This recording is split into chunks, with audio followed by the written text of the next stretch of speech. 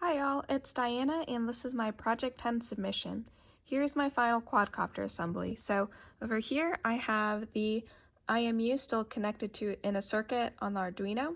And since my Arduino Mega only has one I2C bus, I ended up using the software wire library to have different digital pins be used as the SDA and SCL. So here in my software implementation, I'm using the digital pins 2 and 3 to act as the SDA and SCL respectively. And then that allows me to use the default SDA and SCL of the Arduino to then connect to the RPI so that we can have I2C between those two. So the Arduino is a master to the IMU, and then the RPI is a master to the Arduino. And then on the RPI, I'll be running a Python script that sets up a UDP socket to send the IMU data to my host laptop. Next, over here, I have my GPS that's currently mounted or duct taped to one of the quadcopter arms. And similarly, on the RPI, I'll be running a server script that sets up a port to send the latitude, longitude, and altitude to my laptop. And this is also connected to the RPI over USB. And then lastly, I have the webcam clipped on to the base over here, so it's at an angle, but this is also connected to the RPI using USB. So the webcam portion is the same as before from Project 7, I think.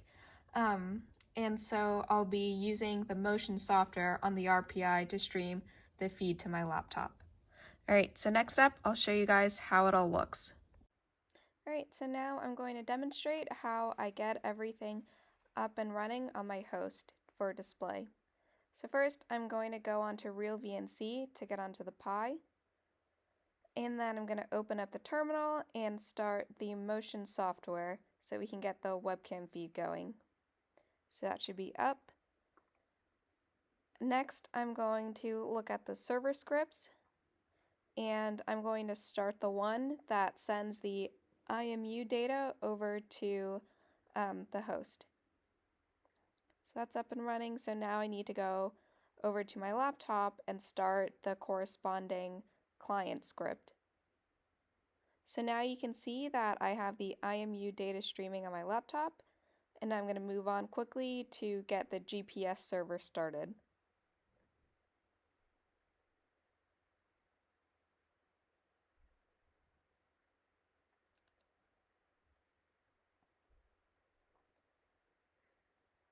Alright, and now I need to go back to my terminal on my laptop to start the GPS client script.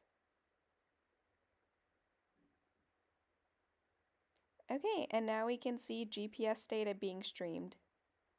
And lastly, time to check on the webcam feed. So I'm going to refresh my browser, and everything looks good now. Moving on.